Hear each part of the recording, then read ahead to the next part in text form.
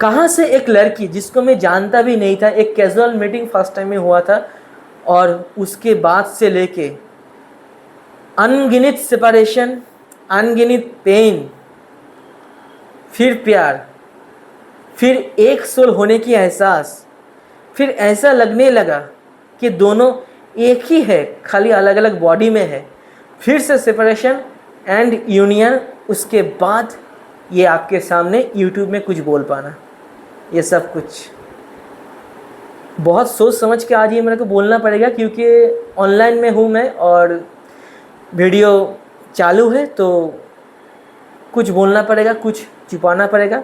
जितना हो सके सही ढंग से मैं समझाने की कोशिश करूँगा। प्यार को समझना है तो उसको सोल लेवल में समझो, और ट्विन फ्लेम जर्नी एक ऐसा जर्नी है, सच मानो ये आपको सोल लव को समझाता है। वेलकम टू पढ़िए वे ट्विन फ्लेम 1176। सो गाइस, कैसे हो आप सब लोग? जिस्म को मौत आती है लेकिन रूह को मौत आती नहीं है। इश्क रोशन है, रोशन रहेगा, रोशनी इसकी जाती नहीं है, रोशनी इसकी जाती नहीं है। कौन है जो सपनों में आया, कौन है जो दिल में समाया, लो झुक गया आसमां भी, इश्क मेरा रंग लाया। ये गाना था मेरे डीएफ के लिए। बहुत सोचने के बाद आज मैंने ये डिसीजन लिया है फाइनली कि मैं ये जर्नी को अपने तरफ से, मेरा क्या एक्सपीरियंस था जब पहली बार डीएफ मेरे लाइफ में आई थी, उसको मैं बोलने वाला हूँ। कैसे मेरे लाइफ में ये ट्विन फ्लेम जर्नी को लेके अलग अलग स्टेज में डिफरेंट टाइप के सेपरेशन आए थे, उसके बाद कैसा हम लोगों का रियूनियन हुआ। ट्विन फ्लेम जर्नी को समझने के लिए हम दोनों के बीच में फिर से सेपरेशन होना और बहुत सारे क्लैशेस होना, बहुत ज़्यादा स्ट्रगलफुल रहा है ये पीरियड, हम दोनों के मीटिंग से लेके यूनियन तक। लेकिन बहुत ही ज़्यादा फुल ऑफ फैंटेसी, बहुत ही ज़्यादा मैजिकल है ये जर्नी, बहुत ज़्यादा स्पिरिचुअल, आपको हाई लेवल में लेके जाता है ये, और आपको इससे समझ में आता है कि सोल लेवल में लव कैसे होता है, रियल अनकंडीशनल लव का फीलिंग, उसका मतलब, और कुछ ऐसा जीवन में हासिल करने ला कि जिसको आप बेस करके आगे की पूरी ज़िंदगी आप निकल सकते हो हंसते हंसते, बिना किसी के लिए राहों में बैठे हुए अपने आप को पा लेना। कैसे ये संभव हो जाता है? तो प्लीज़ इस वीडियो को आप लाइक कीजिए, इस चैनल को आप सब्सक्राइब कीजिए, और वीडियोस को जितना हो पाए शेयर कीजिए, अपने डीएम को भेजिए, हो सके कि बहुत कुछ आपके साथ भी रेजोनेट कर जाए। मैं ये जर्नी को, मेरे अपने खुद का एक्सपीरियंस को 11 अलग अलग सेक्शन में डिवाइड किया हूँ, ताकि आप लोगों को आसानी से समझ में आए। ये फिज़िकल इंटीमेसी तक मेरे को कुछ आइडिया नहीं था कि इस वर्ल्ड में ट्विन फ्लेम नाम की कोई टर्म सी है। तो ट्विन फ्लेम जर्नी को समझना बहुत दूर की बात है। ट्विन फ्लेम जर्नी जिस वक्त मेरे कान में ये वर्ड आया, उससे बहुत पहले तक हम लोगों में बहुत ज़्यादा क्लैशेस हुआ, बहुत ज़्यादा सेपरेशन हुआ, फिज़िकल अर्ज भी बहुत ज़्यादा था हम दोनों में। बहुत देर में आके ये समझ में आया कि हम दोनों एक दूसरे के ट्विन फ्लेम हैं। और वो वर्ड सुनते ही जिस तरीके से डिवाइन फेमिनिन ने मेरे को समझाया था कि मैं ट्विन फ्लेम उसका हूँ और मैं डिवाइन मैस्कुलिन हूँ, इसका ये मतलब निकलता है, उसके बाद एक लंबा सा सेपरेशन हुआ था। उसका रीज़न मैं था, मैं उसको पूरी तरीके से ब्लॉक कर दिया था, क्योंकि मुझे लगता था उसका दिमागी हालत बिल्कुल सही नहीं है, उल्टा पल्टा कुछ बोल रही है जिसका कोई मतलब नहीं है, बेसलेस वर्ड्स। उसके बाद मुझे कैसे समझ में आया और कैसे हम लोगों का अल्टीमेट यूनियन कंप्लीट हो पाया यूनिवर्स के ब्लेसिंग से। सबसे पहले तो हम दोनों एक दूसरे के साथ एक वेबसाइट के थ्रू कांटेक्ट में आए थे। हम दोनों एक साथ चैटिंग करते थे, कभी गुड मॉर्निंग कर दिया, कभी गुड नाइट कर दिया, बस यही तक सीमित था। उसके बाद हम दोनों में बात कुछ जम नहीं पाया, ये कैजुअल फ्रेंडशिप जैसे बात था। फिर दोनों को कुछ सही नहीं लगा ज़्यादा, फिर हम दोनों अलग हो गए। वो अपने काम में बिज़ी थी, मैं अपने काम में बिज़ी हो गया। इस वक्त मेरे को ट्विन फ्लेम शब्द के बारे में कुछ नहीं मालूम था।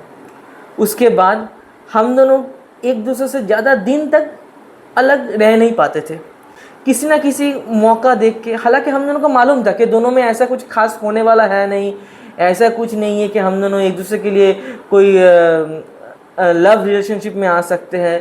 पहले पहले ऐसा बिल्कुल भी नहीं था कि दुनिया बदल गया, ऐसा किसी को देख लिया कि एकदम आंखें चमक गया, ऐसा कुछ बिल्कुल नहीं था, ये सब बिल्कुल नहीं। लेकिन उसके बाद ऐसा एहसास में होने लगा कि उसके बिना रहना मेरे लिए थोड़ा सा तकलीफ होने लगा, और उसके लिए भी ये सिचुएशन सेम था।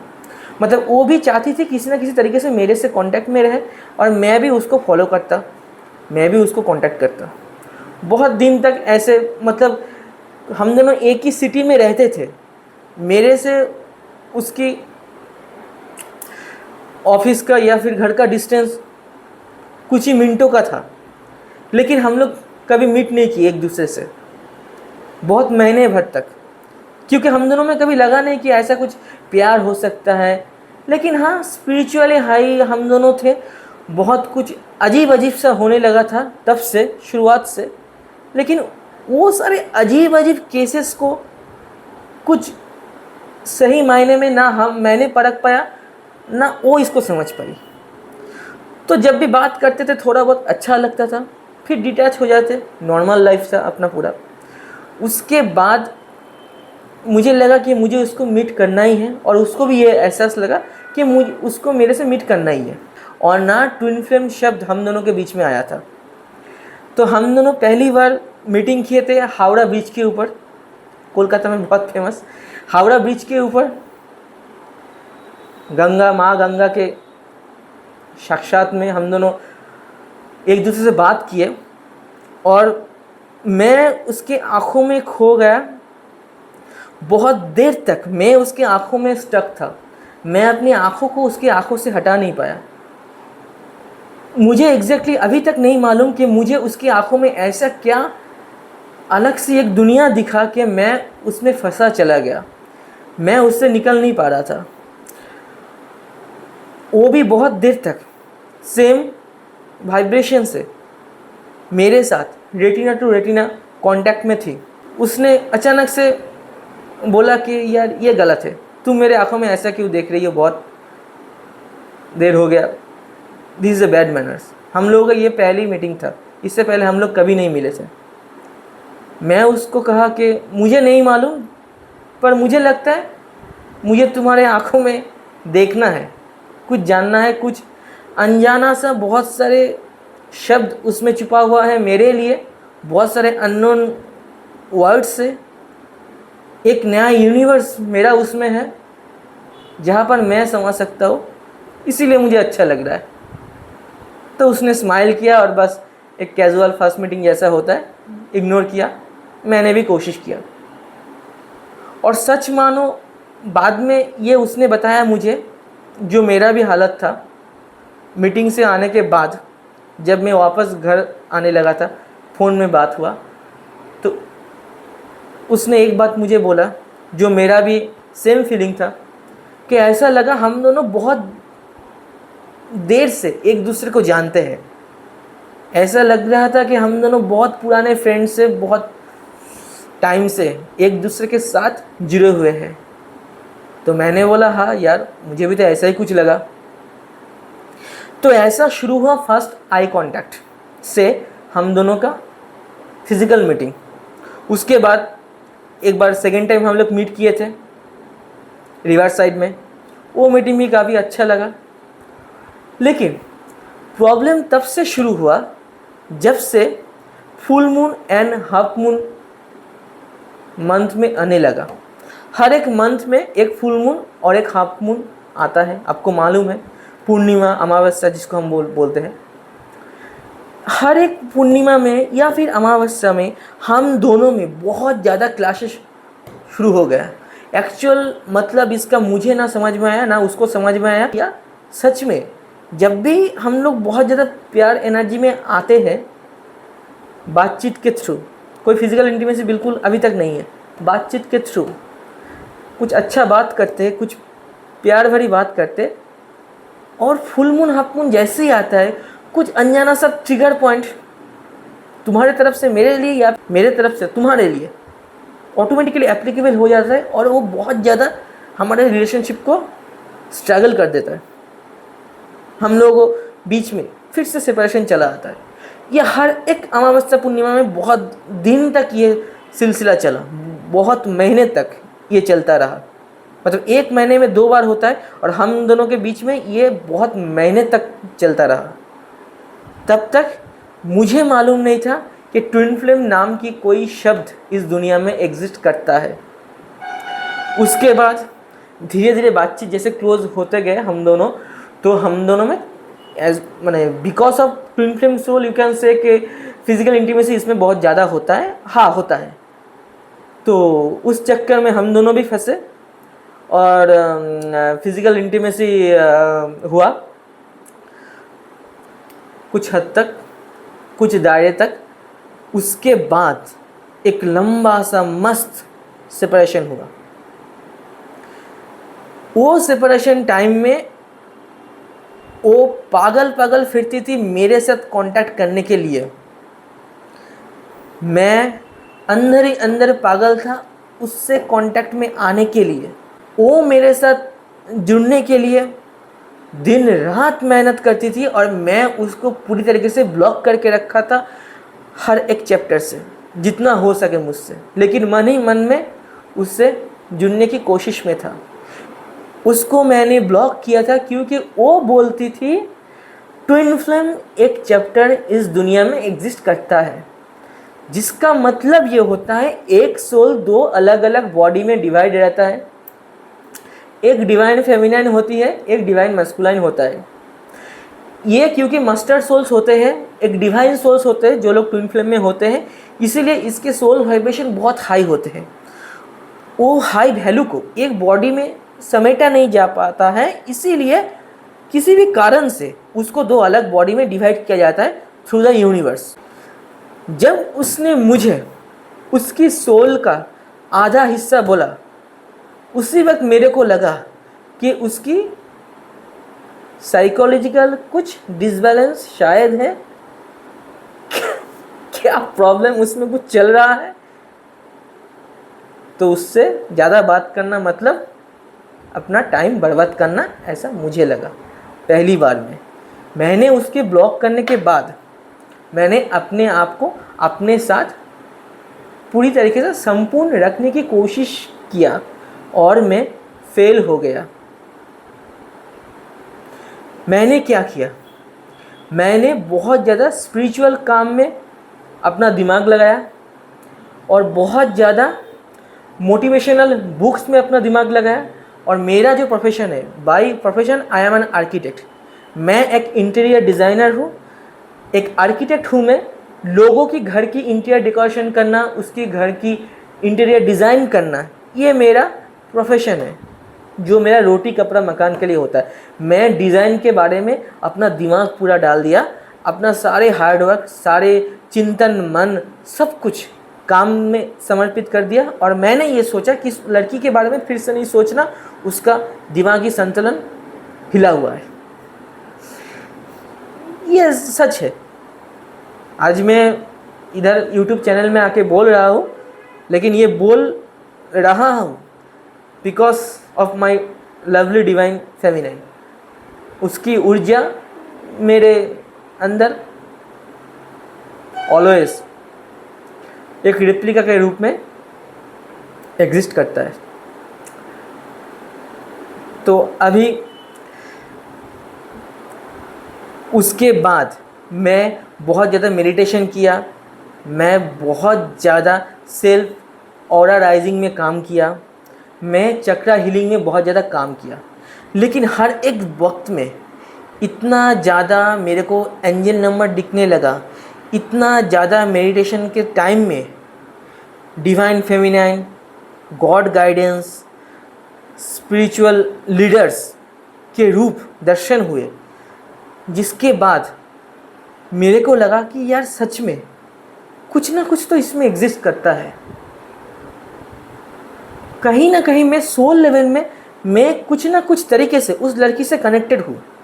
बुद्ध पूर्णिमा के दिन में मैंने ये रेजोल्यूशन लिया था यूनिवर्स के पास। जैसे बुद्ध पूर्णिमा में क्या हुआ था, लॉर्ड बुद्धा को उनका लाइफ सोल पर्पस मिल गया था, और मैंने भी अपने अंदर में एक रेजोल्यूशन लिया था कि है यूनिवर्स मुझे वो ताकत दो, मुझे आज के रात में इस पूर्णिमा में ऐसा कोई रेजोल्यूशन दे दो, ऐसा कोई एक सॉलिड सोल पर्पस दे दो जिसके ज़रिए मैं अपने आप को इनलाइटमेंट की तरफ लेके जा पाऊँ और मैं अपने आप को संपूर्ण महसूस कर पाऊँ। उसके बाद मुझे अपने ड्रीम में बहुत ज़्यादा देवी देवता के सपने आने लगे। बहुत ज़्यादा हद चढ़ के उस रात को डिवाइन गाइडेंस मेरे को मिला। उसके साथ मैं अपने आप को एक दूसरी वर्ल्ड में पाया जहाँ पर मेरा डिवाइन फेमिनिन भी मेरे साथ जुड़ी हुई थी। हम दोनों एक साथ यूनिवर्स के एक energy and transformation to the higher energy अलग ही ड्रीम मेरे को दिखा। और बहुत दिन के बाद बुद्ध पूर्णिमा के एक दिन बाद जब मैंने डिवाइन फेमिनिन को कांटेक्ट किया, मेरे बोलने से पहले उसने जो मुझे बोला कि उसने भी एक सेम बात बोला जो मैंने भी देखा वो उसने भी देखा था। तब पहली बार मुझे लगा शायद सच में बहुत कोर लेवल में कुछ तो इसमें है। बिल्कुल झूठ तो ये बिल्कुल नहीं है, थोड़ा सा भी होगा तो सच्चाई इसमें रह सकता है।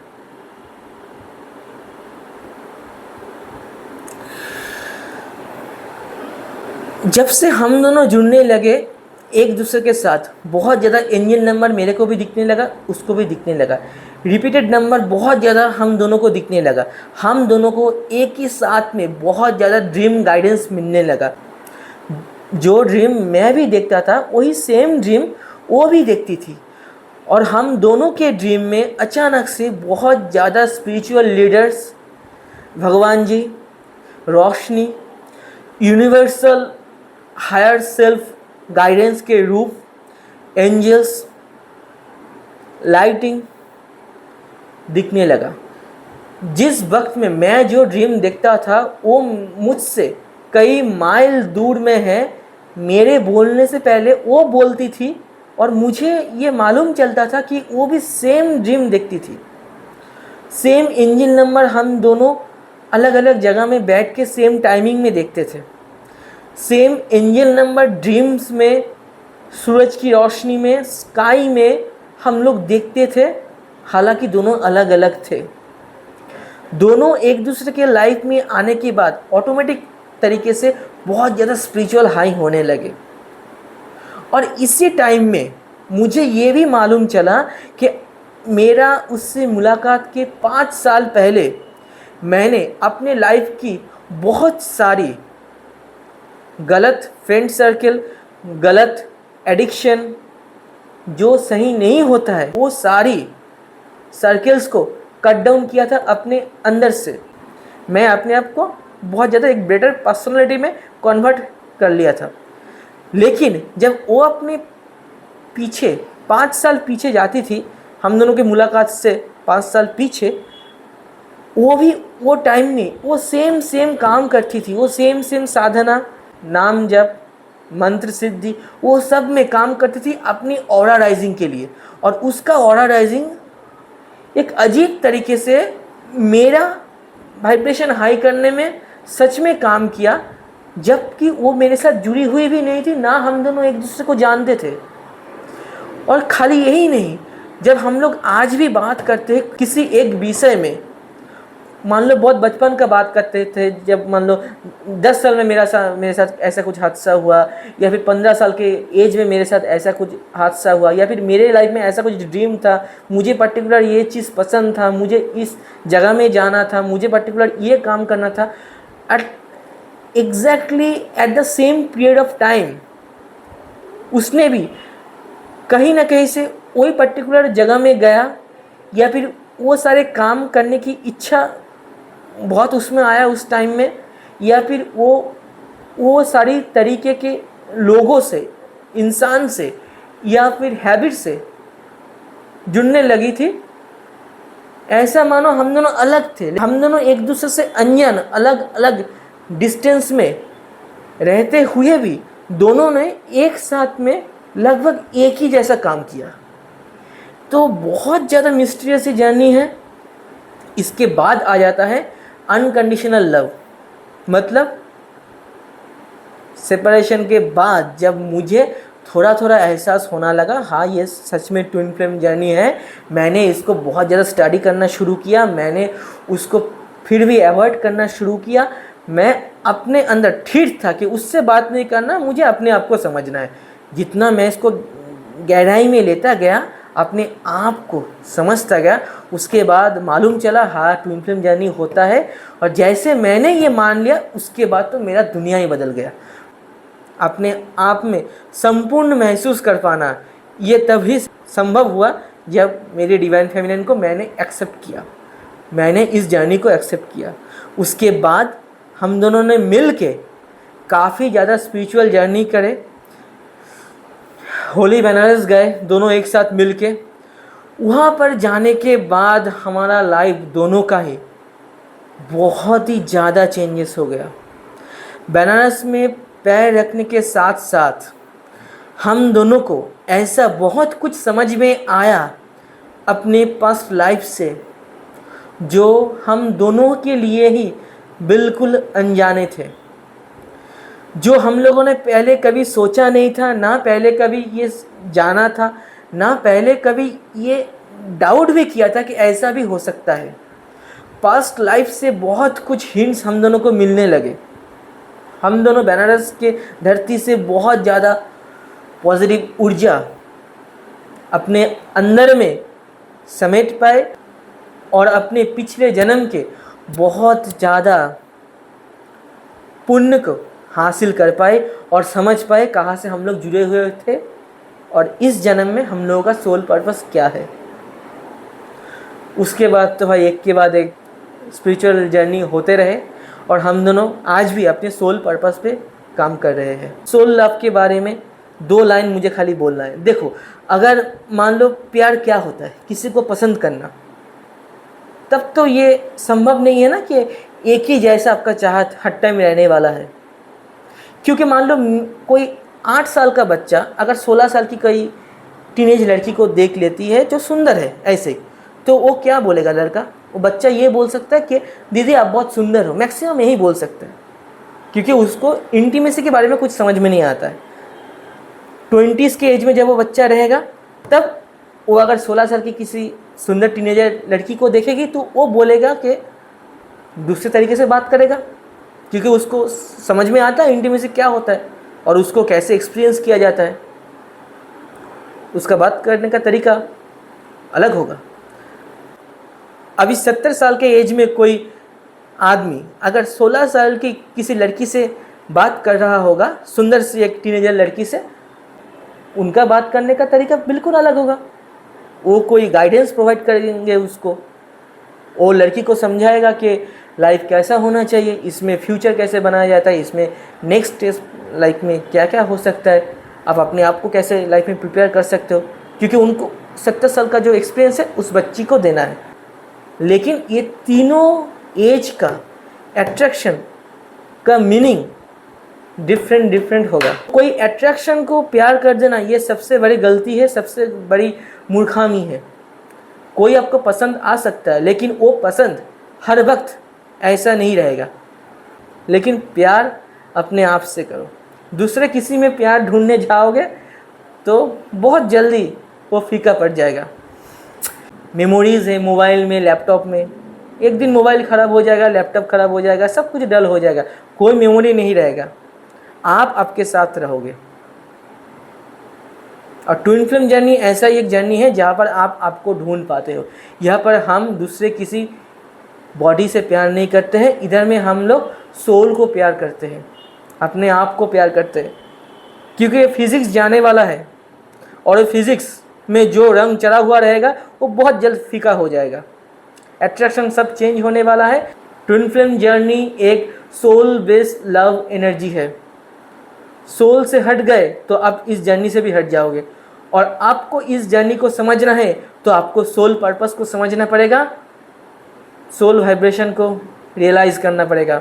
आप जिसको डीएम और डीएम समझ के उसके पीछे पागल हो, वो सब अलग अलग बॉडी में है, आप उसको उस रूप से मत देखो।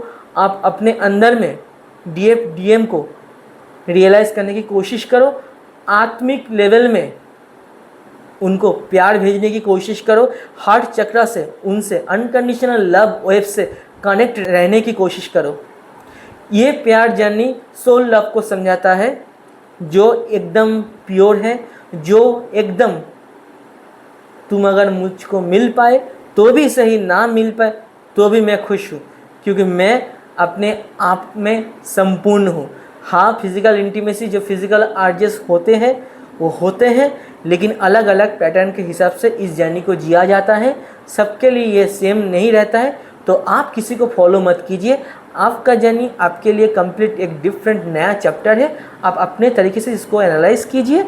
नहीं तो दिए गए कॉन्टैक्ट नंबर पे आप चाहे तो व्हाट्सअप कर सकती है, चाहे तो कमेंट सेक्शन में जाके कमेंट भी कर सकते हैं, या फिर हमारे चैनल के मेल आईडी में जाके ईमेल कर सकती है। थोड़ा सा भी हीलिंग, थोड़ा सा भी मदद आपको हम लोग कर पाए तो मैं और मेरा डिवाइन फेमिनिन दोनों के लिए ये बहुत ज़्यादा एक फॉर्चुनेट सा बात हो जाएगा। हमको ब्लेसिंग दीजिए और आप सब बहुत ज़्यादा खुश रहिए। Thank you so much.